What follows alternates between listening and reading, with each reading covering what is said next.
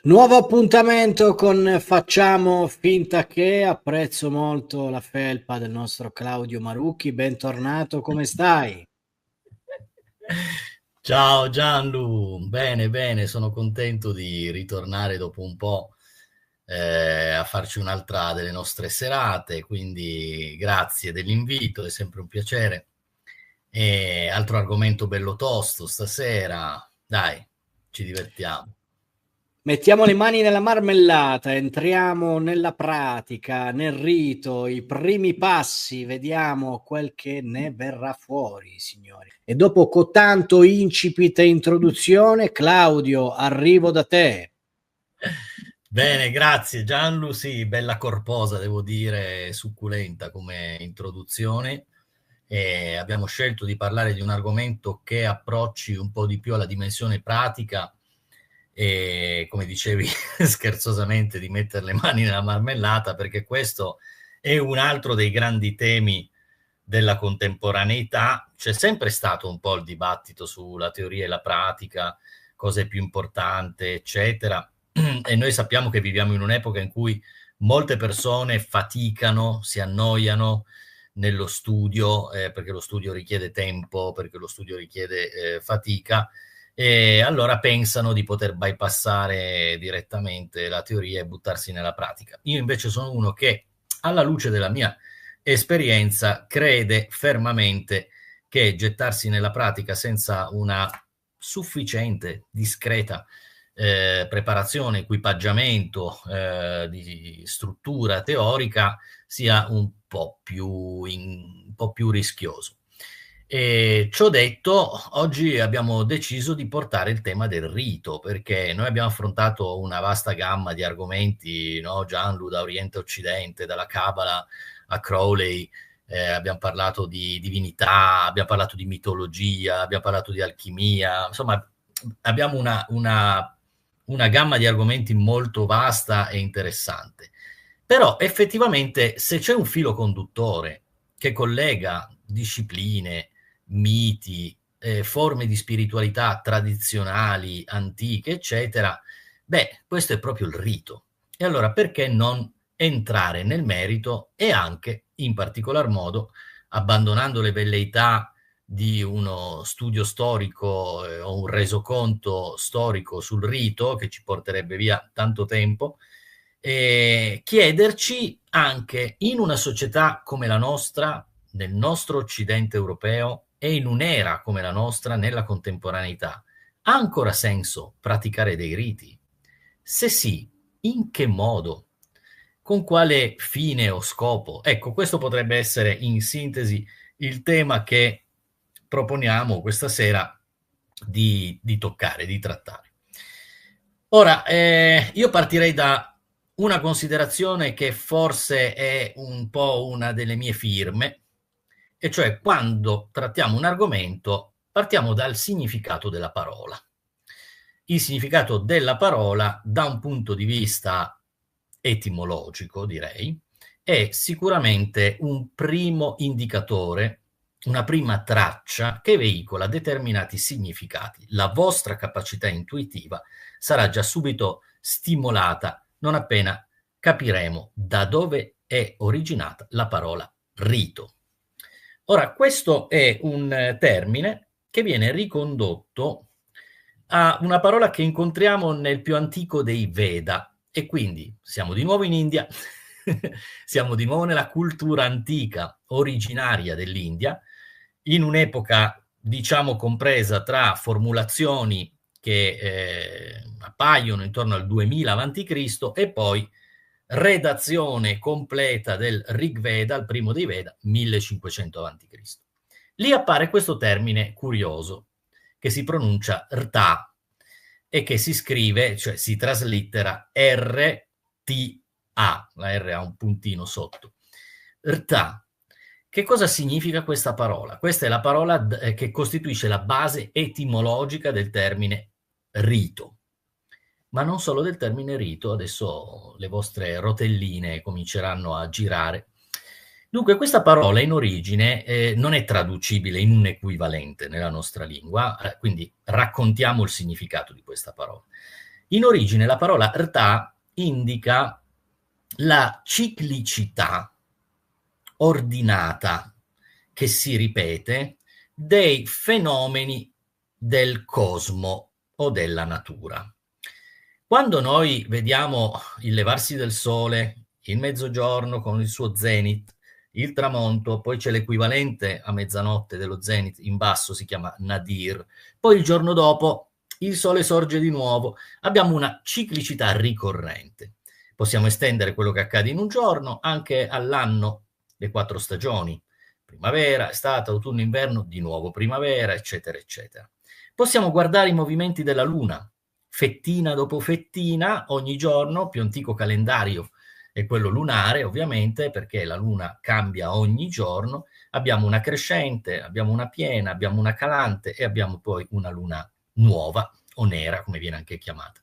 Ecco, questi sono degli esempi. Poi si può estendere il discorso a il sorgere di costellazioni, per esempio, i moti dei pianeti, quindi l'avvicinamento, le cosiddette congiunzioni planetarie. Allora, avete già capito, si tratta di un termine che ci parla della ricorsività, della ricorrenza di certi cicli.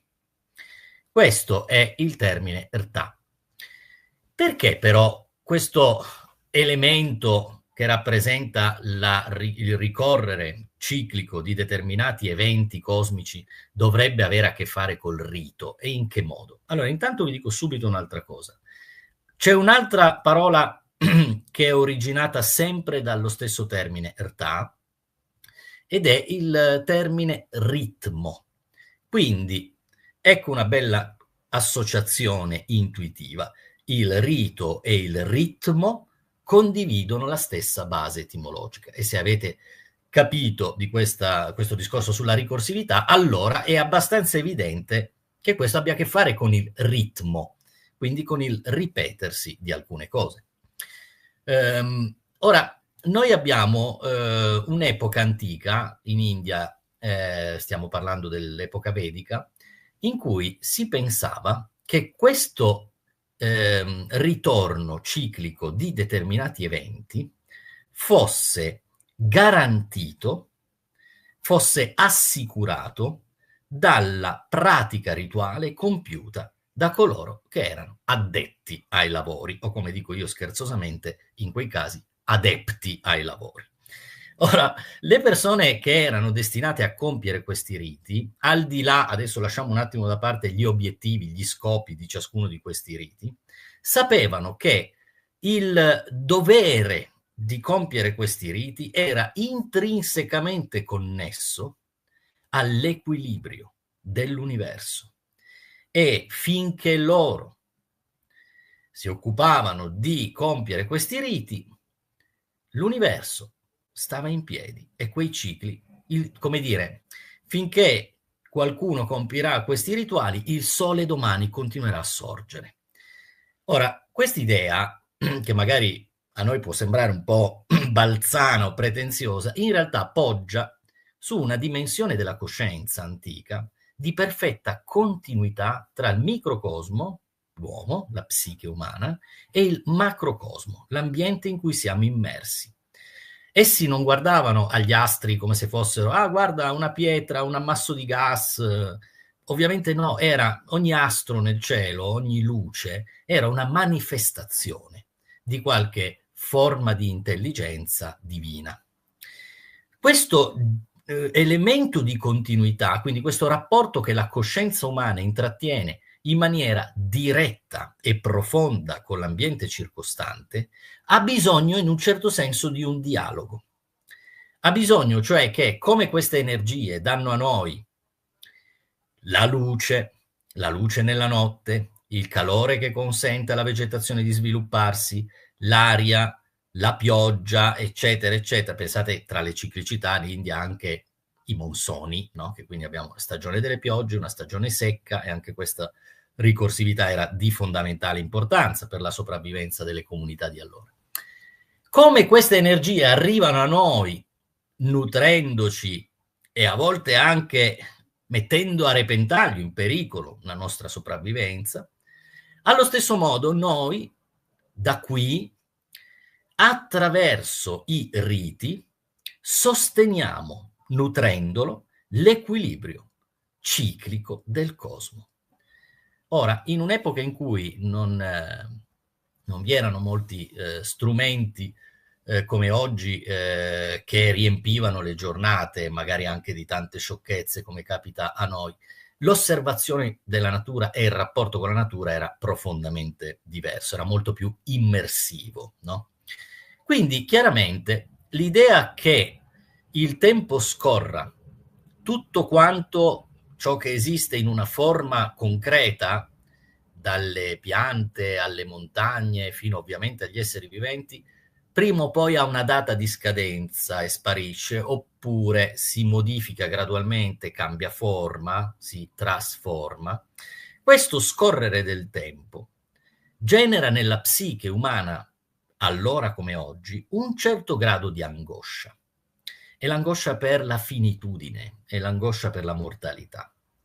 Ora, questo tipo di angoscia magari in noi è retrocesso a livello inconscio, magari rimane come una macchia, un'ombra che è l'incubazione del disagio esistenziale, no? Del non sapere esattamente perché siamo qui, cosa eravamo prima, cosa saremo dopo, cosa succederà.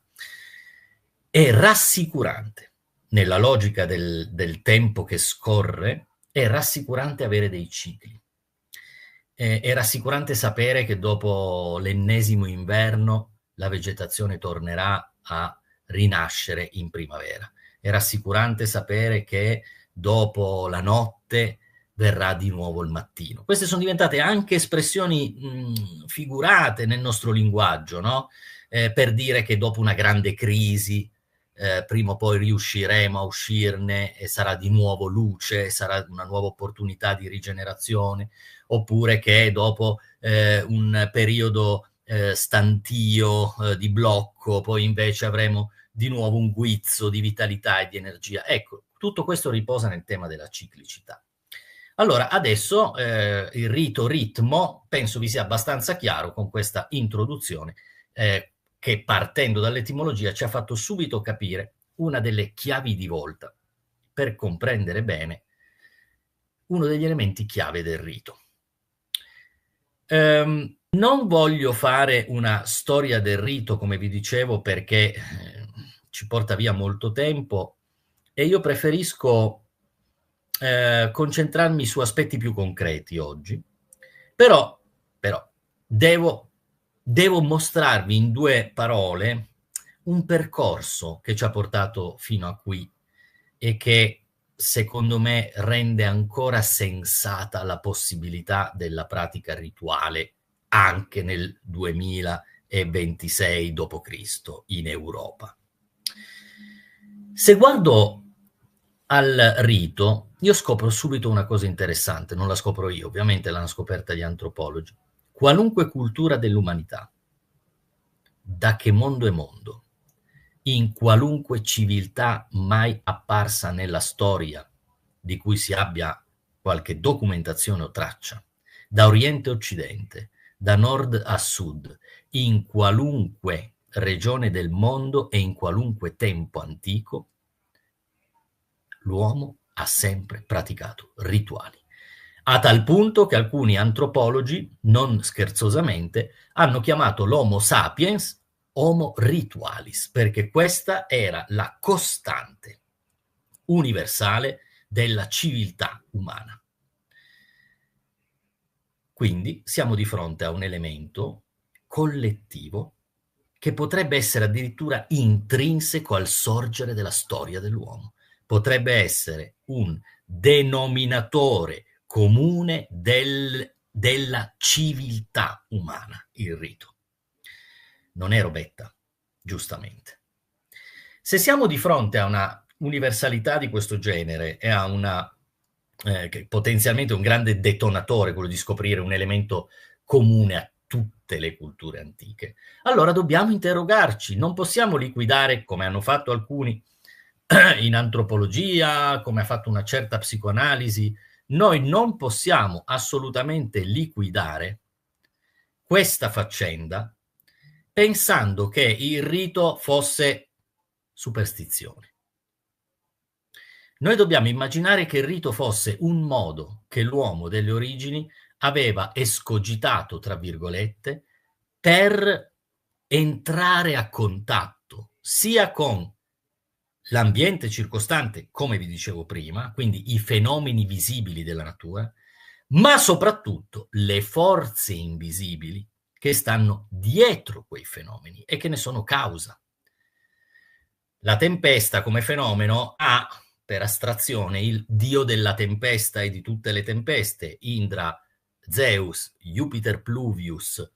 Entrare a contatto con quella intelligenza, con quella divinità, si può fare attraverso che cosa? Non si può dialogare come stiamo parlando noi in questo momento. Abbiamo bisogno di strumenti. Allora cominciamo subito a capire che il rito è uno strumento di relazione tra l'interno della psiche, le istanze provenienti dall'interno della psiche e l'invisibile personificato nelle potenze che ogni cultura ha descritto come gli dei o tutte le altre entità che a cascata dall'orizzonte divino scendono giù.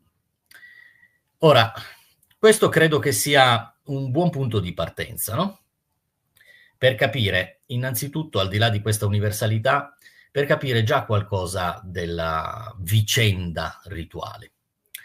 Vi dicevo poco fa che pensavano in epoca vedica che l'equilibrio dell'universo fosse direttamente dipendente dalla pratica rituale. Che cosa significava questo? Se do un'occhiata alla magia antica e alla ritualistica antica o alle religioni antiche, io vedo che una larga parte dei rituali erano connessi a esigenze della comunità. Non rispondevano a istanze del soggetto come individuo, ma di un villaggio, di una comunità, di una tribù.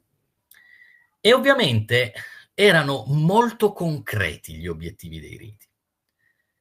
La salute del bestiame, i figli, la salute della prole, vincere una battaglia, cercare di divinare il futuro. Devo andare in battaglia o non devo andare? Quale decisione politica deve prendere un sovrano o un capo di una comunità? In quale momento è necessario muoversi e con quali caratteristiche? Insomma, era tutto molto concreto. E quando poi transitiamo nei primi secoli d.C., vediamo che le istanze rispondono sì a esigenze individuali, ma sempre esigenze, come possiamo dire, che rispondono all'io, ai desiderata del soggetto. Quindi troviamo, vi faccio un esempio concreto, troviamo dei magnifici testi rituali. Penso ai papiri magici greco-egizi, siamo intorno al secondo-terzo secolo d.C. Lì troviamo una vasta gamma di rituali, si creano talismani, si fanno orazioni, eccetera, sempre con degli obiettivi concreti, ma più personali, non collettivi, non di una comunità. Vorrei che Tizio si innamorasse di me o Tizia si innamorasse di me, vorrei che quei due si lasciassero, vorrei guarire da una malattia, vorrei che Tizio si ammalasse. Vorrei vincere del denaro, vorrei superare una disputa con vantaggio personale, vorrei trovare un tesoro, vorrei imparare lingue sconosciute a me, vorrei essere più veloce nell'apprendimento della matematica. Adesso ho fatto degli esempi.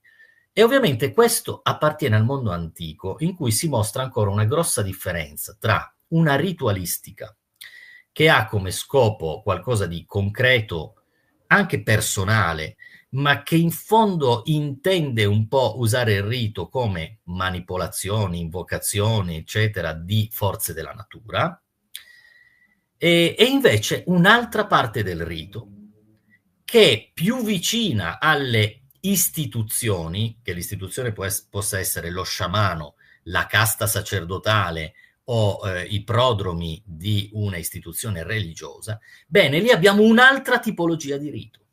Un rito che non è condizionato dai desideri personali o da esigenze e bisogni molto concreti. Quindi abbiamo un secondo livello in cui il rito entra a contatto con l'invisibile e cerca quel dialogo con la divinità o le divinità di cui vi parlavo all'inizio. Quindi due tipologie di rituali che aprono poi la grande divaricazione che esiste tra la magia e la mistica. Un piano per lungo tempo più orizzontale in cui muove o cercare di muovere le forze della natura per vantaggi o risultati personali, e una via verticale invece che mette anche, come possiamo dire, mette il soggetto a confronto con la dissoluzione dell'io nei rapporti con la divinità. Quindi apre le porte a un discorso che è ben al di là poi della psicologia, per non parlare poi dell'al di là della concretezza. Perché vi ho detto questo? Perché in fondo abbiamo, nei rituali, abbiamo nel corso della storia due atteggiamenti possibili. Uno rinserra maggiormente e nutre in un certo senso gli attaccamenti, l'altro invece è una tipologia di rituale che, interfacciandosi alla divinità, coltiva un certo tipo di distacco. Nel primo caso non si può parlare pienamente o legittimamente di spiritualità, nel secondo caso sì. Quindi questo è assolutamente importante da chiarire. Per un bel po' di tempo queste due dinamiche, con i loro riti ben diversi, obiettivi e metodi diversi, sono in conflitto, o quantomeno sono molto distanti l'una dall'altra. Certo che alcuni elementi sono accomunabili dalla metodologia rituale dell'una alla metodologia rituale dell'altra. E qui voglio farvi un esempio. Tutti abbiamo sentito parlare di sacrificio, adesso è un'altra parola che sta tornando in auge anche ultimamente. Il sacrificio è un grande archetipo, quindi al di là del giudizio morale che possiamo dare ovviamente sul sacrificio, però questo è un altro paio di maniche, se guardiamo all'archetipo del sacrificio, noi abbiamo avuto una lunghissima epoca in cui gli uomini hanno sacrificato qualcuno, o uomini o animali, alla divinità, e poi abbiamo un'epoca ben precisa che coincide con l'avvento del cristianesimo, in cui Dio si fa uomo e si sacrifica per l'uomo, ribaltando il piano del sacrificio. L'ultima cena è il sacrificio. Ora, questo elemento in comune, sebbene con piani ribaltati, comincia a vedere assimilare due componenti di questa ritualistica, no? Di questi aspetti metodologici, diciamo così. Fino a un'epoca, quella che ci porta più vicino a noi nel tempo, in cui con l'avvento della psicoanalisi, con l'esplorazione dei territori interiori, no? Lo psiconauta che viaggia, entra dentro la propria psiche, si aprono le porte, dicevo, a una dimensione in cui anche il rito che si occupa del soggetto diventa a tutti gli effetti un rito mistico, vogliamo dire spirituale, per evitare magari di chiamare in causa la mistica. Bene, questi sono temi ancora oggi caldissimi e noi nell'incontro, verso la fine di questo incontro, cercheremo di tirare le fila del discorso che vi ho impostato. Cerchiamo parole comuni, intelaiature o scheletri o tessuti nervosi comuni alla ritualistica. Di che cosa è fatto un rito? Perché per adesso abbiamo disegnato la cornice, diciamo così, di questa vicenda, ma da dentro i riti, in generale, di che cosa sono fatti? Vedete dal titolo che abbiamo dato questa sera, abbiamo isolato 3 elementi che sono caratteristici e sono 3 elementi che possiamo dire che si trovino in pressoché, salvo eccezioni, pressoché qualunque rito. Determinate azioni, determinati gesti e determinate parole o canti o formule. Questi sono un po' sistema nervoso di ogni rituale. Innanzitutto i riti seguono dei principi. Il rito non è un'invenzione, non è frutto di un atto creativo come può essere un'opera d'arte. Non è una performance, anche perché non è atta a intrattenere. Seguono delle logiche che erano la comprensione della fisica esoterica di allora, a seconda delle varie culture, perché poi ci possono essere ovviamente delle differenze.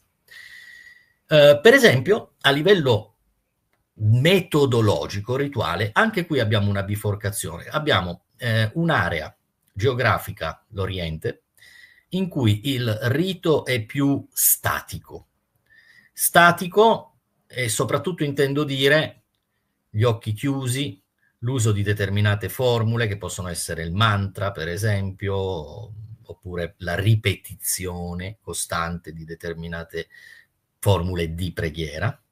Alcuni gesti, avrete forse sentito parlare di mudram, no? Che sono i gesti che si usano anche nello yoga e si usano anche nel contesto rituale in India ancora oggi.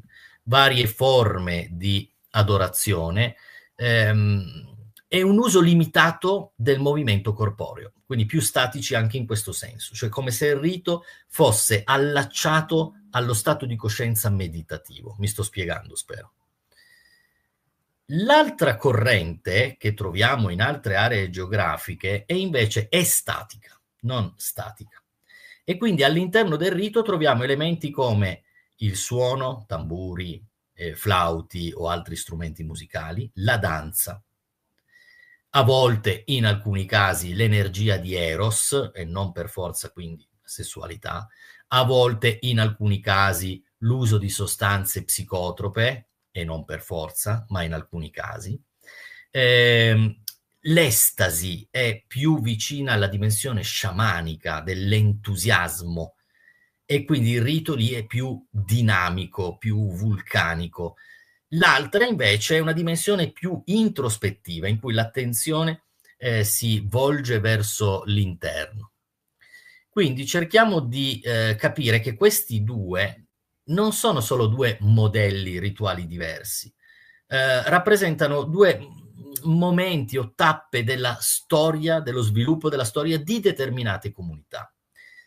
Certamente tracciano dei sentieri, delle strade e ancora oggi, anche nell'Occidente di oggi, chi va a pescare la ritualistica degli indiani d'America o dei Maya o dei precolombiani oppure la magia africana, eccetera, sposerà un certo tipo di sciamanesimo. E l'altra corrente invece, anche questa largamente diffusa, probabilmente molto di più, è più meditativa, è più figlia di quel rapporto intimo, quel dialogo interiore e introspettivo che abbiamo anche ereditato culturalmente nel nostro modello spirituale. E faccio riferimento ovviamente al cristianesimo, dove il rito per eccellenza è la messa. Poi abbiamo tutta un'altra serie ovviamente di riti, però quel rito in particolare, la messa, ha un culmine ben preciso che è il momento dell'Eucarestia, dove la sostanza ingerita, anziché essere uno psicoattivo, no, psicotropa, è comunque una sostanza che è stata, attraverso il miracolo che il sacerdote compie durante quel rito, è stata transustanziata in Dio. E ovviamente cibandosene, adesso mettiamo Dio tra virgolette perché non è esattamente così, ma sto abbreviando, tutti conosciamo questa roba, cibandosene io mi contamino di divinità, ok? Ora, queste sono molto generali come considerazioni, però cominciano ad avvicinarci ad alcune delle particolarità della dimensione rituale. Andiamo per ordine. Se dovessi mettere in fila per punti, diciamo così, o per sommi capi, quali sono gli aspetti del rito che troviamo pressoché in qualunque rito, io vi direi che la prima cosa è la delimitazione di uno spazio sacro. Un cerchio o un'area, naturalmente nel caso delle religioni un tempio. Varcando quella soglia o tracciando quel limite si demarca in maniera netta la differenza tra l'interno e l'esterno.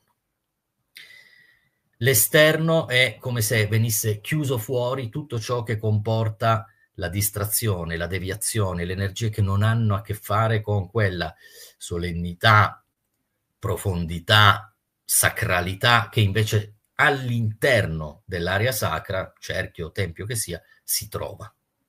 I templi dell'antica Grecia avevano in alcuni casi accanto alla soglia dell'ingresso una statua del dio Arpocrate che intimava col gesto del silenzio di fare silenzio entrando nel tempio. In molti templi siamo obbligati a toglierci le calzature, le scarpe, perché è suolo santo, non si può usare la stessa calzatura che ha pestato il suolo non santo. E delimitare un'area è un atto psichico ed è un archetipo. Quel cerchio è come una espansione della psiche individuale e questo è fondamentale per capire che con quella linea di demarcazione io segno la possibilità di dialogo tra il dentro e il fuori o tra il microcosmo e il macrocosmo. Poi abbiamo, oltre a segnare questo spazio che ci ricorda un po' il grande archetipo del tempio, la soglia, il cambiamento dello stato di coscienza una volta varcata quella soglia. Poi abbiamo il posizionamento all'interno di questa struttura. Se fosse il cerchio, la persona si posizionerebbe al centro. Nei templi è tutta un'altra cosa perché dipende dalle strutture dei templi. Per esempio, le chiese sono organizzate con un livello di sacralità che si intensifica man mano che vado avanti. Quindi dall'ingresso all'altare ho un aumento, un'intensificazione dell'energia del sacro, no? Che culmina poi in quella area, l'altare, dove il fedele non ha normalmente accesso. In India, per esempio, invece, il tempio ha una struttura circolare, e non perché debba essere un cerchio, ma parlo dell'archetipo, e il punto più sacro è il centro, non è in fondo, e quindi tutto si svolge intorno a questo centro. Nel momento in cui abbiamo preso posto nel centro, noi stiamo affermando a livello archetipale una condizione della psiche. Affermo di voler essere al posto di comando della mia psiche. Affermo di voler stare nel centro di me stesso. Questa non è la condizione ordinaria in cui ci troviamo noi. Noi siamo continuamente spostati in aree periferiche della nostra psiche. Essere al centro di comando, che poi metaforicamente è essere alla guida del carro come Krishna è alla guida del carro di Arjuna. Oppure prendiamo la metafora platonica, no? L'auriga o il cocchiere del carro tiene le briglie dei cavalli della mente e dei sensi per evitare proprio che uno sia decentrato continuamente da quello che vede, da quello che sente, da quello che accade, eccetera. Quindi è una prima dichiarazione di centratura. Se ricordate, vi dicevo prima che il cerchio segna anche la differenza tra il micro e il macrocosmo. Il solo modo di essere al centro dell'universo è di essere al centro di se stessi. Quando sono nel mio centro, allora quel cerchio coincide anche col macrocosmo. È un'affermazione di identità e di continuità tra il micro e il macrocosmo. Si compiono poi delle azioni che di solito avvengono all'interno di questo spazio delimitato. Queste azioni sono molteplici e noi possiamo solo fare degli esempi. Un esempio che voglio farvi è che accade molto spesso che ci si orienti nel cerchio lungo i punti cardinali, quindi una croce all'interno di un cerchio. Est-ovest come asse e nord-sud come altro asse delineano sia i rapporti che nel micro, cioè nel quotidiano, sono il sorgere del sole, lo zenit nel mezzogiorno, il tramonto a ovest e il nadir nella mezzanotte.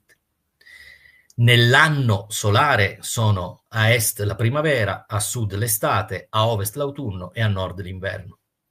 E nel cerchio della vita sono a est la nascita e l'infanzia, a sud la pubertà e la giovinezza, a ovest la vecchiaia e la morte, e poi la notte, che è la vita oltre la morte. Quest'idea del croce e cerchio ha a che fare con la quadratura del cerchio, ha a che fare anche col tema che trovate in molti mandala, in molti yantra, il mistero dei rapporti tra il cerchio e il quadrato. ma non entriamo in geometria sacra, sebbene vi siano già delle indicazioni che voi potreste decidere di esplorare. Nei punti cardinali, di solito, all'interno di un rito, si compiono delle azioni, dei gesti, oppure si trovano degli oggetti che possono essere rappresentativi non dell'oggetto, cioè l'oggetto non significa se stesso. L'oggetto diventa simbolo che veicola altri significati, spesso in un gioco di specchi con la psiche. Facciamo anche qui un esempio. Se io considero che i 4 punti cardinali coincidano con i 4 elementi, come viene fatto tradizionalmente, allora io potrei porre nel luogo della terra, che coincide con l'elemento terra, potrei porre il sale o una pietra, una gemma in particolare, che simboleggiano l'elemento terra. Potrei porre nel luogo dell'acqua un calice o una coppa con dell'acqua. Potrei porre nel luogo del fuoco una candela o un braciere che arde con la fiamma. E nel luogo dell'aria potrei porre l'incensiere per accendere poi l'incenso e fumigare, o altri strumenti affini. Questi sono solo degli esempi. Quegli oggetti, dicevo, non sono rappresentazioni la terra didascaliche, la terra è la terra, o l'acqua è l'acqua. Sono le rappresentazioni simboliche di ciò che l'elemento terra può rappresentare: concretezza, centratura, solidità, capacità di materializzare le cose, mettere a terra, appunto, radicamento. L'acqua che può rappresentare inconscio, emozioni, sentimenti, affetti, volendo anche l'immaginazione. L'aria che può rappresentare il pensiero, la comunicazione verbale, la logica, l'analisi, la ratio.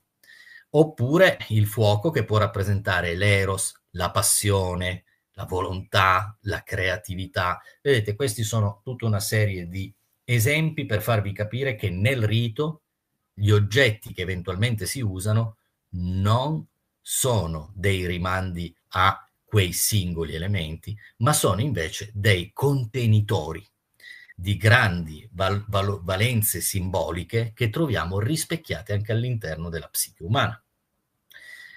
E si compiono poi, o durante, una serie di gesti. Dobbiamo dire qualcosa a proposito della gestualità. Noi viviamo in un paese, l'Italia, che comunica molto attraverso i gesti, no? Gli stranieri spesso ci prendono un po' in giro, oppure si stupiscono della quantità di gesti che le nostre mani sono in grado di compiere per significare delle cose. Allora, noi sappiamo benissimo che la mimica e la gestualità rappresentano un determinato livello di comunicazione. Ma se io vado in Oriente e penso allo yoga, le asana, per esempio, le posture che non erano congegnate per stiracchiarsi, fare stretching o stare un po' meglio, avevano tutta una serie di valori simbolici all'interno delle posizioni, possono essere considerate come dei gesti corporei, dove l'intero corpo, assumendo staticamente e tenendosi in quella posizione per un certo periodo, vibra in un certo modo, attiva una determinata frequenza, emette una certa vibrazione. Cambio posizione, cambia l'energia. L'energia che è nel corpo scorre in un altro modo, il cosiddetto prana. E molti di questi gesti invece vengono compiuti solo con l'uso delle mani. Pensate che nello yoga stesso e in molti riti l'uso delle mani crea tutta una serie di, chiamiamoli circuiti, mi piace usare questa parola perché nei circuiti scorre l'energia. Quindi io posso avere tutta una serie di gesti rituali che vengono compiuti con l'uso delle mani e che veicolano sia dei significati simbolici, sia permettono all'energia di scorrere in un certo modo. E questa è un'altra delle grandi chiavi nel rito. Adesso le mudra sono molteplici e appartengono a una sfera specifica della cultura. In altri luoghi trovo altri gesti, sempre all'interno del contesto rituale. Se guardiamo le rappresentazioni dell'antico Egitto, vediamo spesso delle rappresentazioni con le mani, le braccia in questo modo. Questo, diciamo, è un segno sacerdotale, no? di adorazione. Poi vediamo magari il sacerdote stendere le mani nel corso della messa, col palmo delle mani rivolto in basso, in altre occasioni invece pregare col palmo delle mani rivolto in alto. Guardate le figure scolpite o dipinte dei santi all'interno delle chiese e guardate quante mudra, cioè quanti gesti possono essere considerati gesti utilizzabili all'interno di un rito perché veicolano dei significati. Perciò se io vedessi una rappresentazione di qualcuno che indica con l'indice verso l'alto e magari lo sguardo segue, questo ci trasmette dei significati. E se a questo gesto viene associato magari con l'indice sinistro toccarsi il centro del petto, questo trascina con sé ulteriori significati. E se io vedo una tunica aperta con la testa chinata e l'apertura, diciamo così, di questa tunica come per esporre il cuore, questo trasferisce dei significati.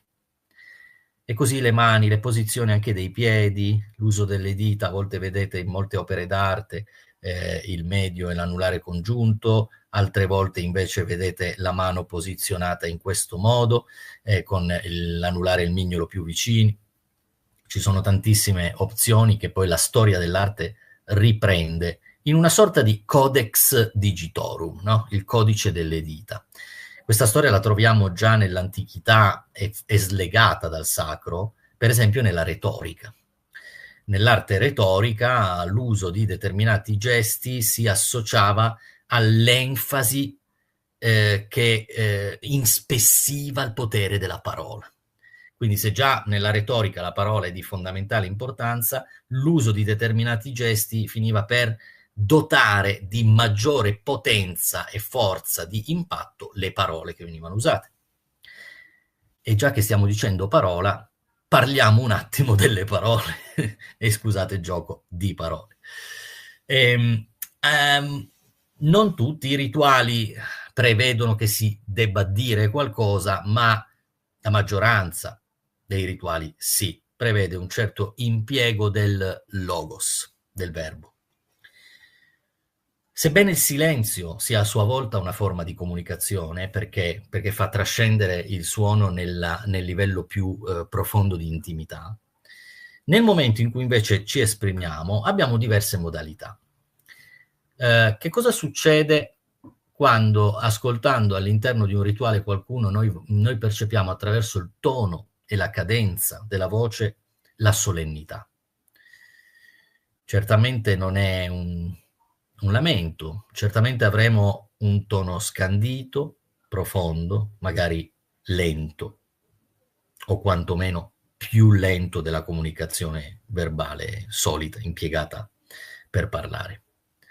La solennità si associa alla profondità e alla lentezza e ha un afflato verticalizzante. Vi sono rituali o momenti in cui si può esprimere con un altro tono, un altro tipo di energia.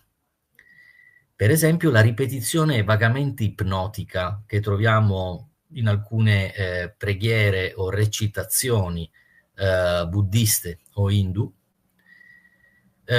trasmettono alla psiche una sorta di potere attraverso la rta, cioè la ripetizione ciclica, una specie di potere ipnotico che porta quella energia psichica in direzione dell'obiettivo o dello scopo di quella preghiera.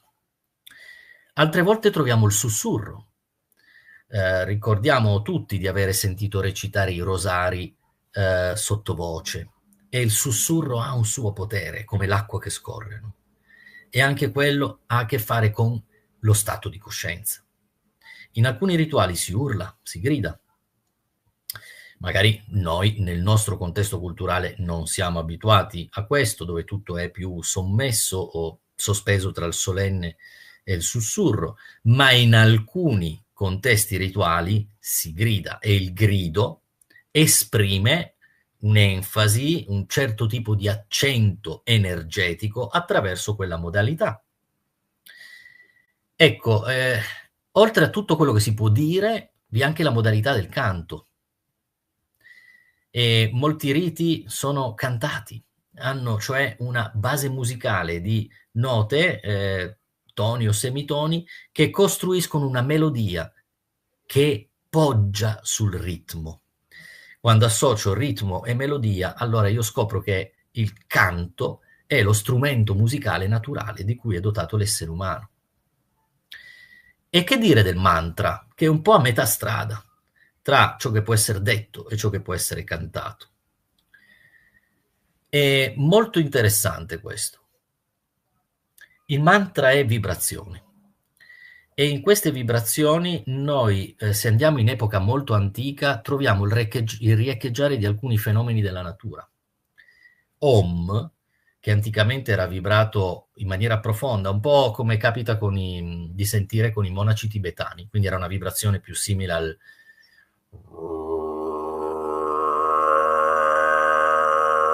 Questo suono ricorda, poi vabbè ovviamente dai microfoni altoparlanti vari insomma, si perde, però ricorda la profondità nelle cavità della roccia, quindi nelle viscere della terra, lo scorrere delle acque o dei venti, e soprattutto ricorda il suono emanato, il verso dell'animale sacro per eccellenza nel territorio indiano, vale a dire la mucca.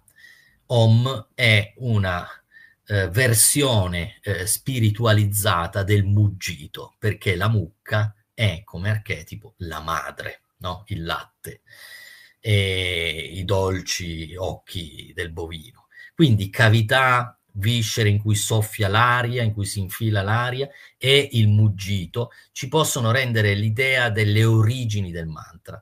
Più andiamo avanti nel tempo, più il mantra si rende sofisticato. E qui anche aggiungo un'altra componente interessante. Un conto è, come capita con la preghiera, recitare o cantilenare, eccetera, salmodiare delle formule dotate di significato intelligibile, cioè traducibili.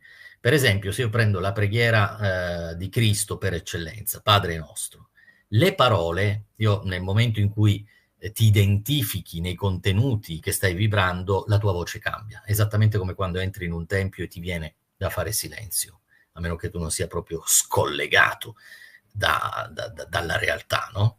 Nel momento in cui entri in un tempio fai silenzio, nel momento in cui reciti una preghiera, un po' come capita a chi recita una poesia, l'intonazione cambia. Se dico Padre nostro che sei nei cieli, le parole che sto dicendo e tutte quelle che seguono sono traducibili perché sono parole dotate di un significato. Nel momento in cui io so quello che sto dicendo o capisco quello che le parole dicono, anche se non entro magari nella capacità di interpretazione della profondità della preghiera, ma sto dicendo, nel momento in cui le parole che uso sono dotate di un senso per me, allora la mia mente conscia e tutta la struttura profonda dell'inconscio sono insieme.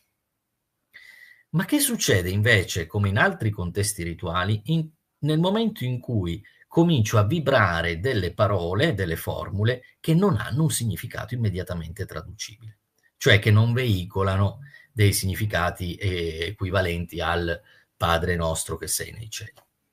Cosa succede se prendo il mantra della dea Tripura Sundari, che è semplicemente Ha Sa Ka La Hrim, Ha Sa Ka Ha La Hrim, Sa Ka La Hrim? Nessuna di queste parole vuole dire qualcosa. Tutte insieme creano però la struttura fonetica, la catena sillabica, la sequenza di invocazione di quella dea. Allora lì succede un'altra cosa.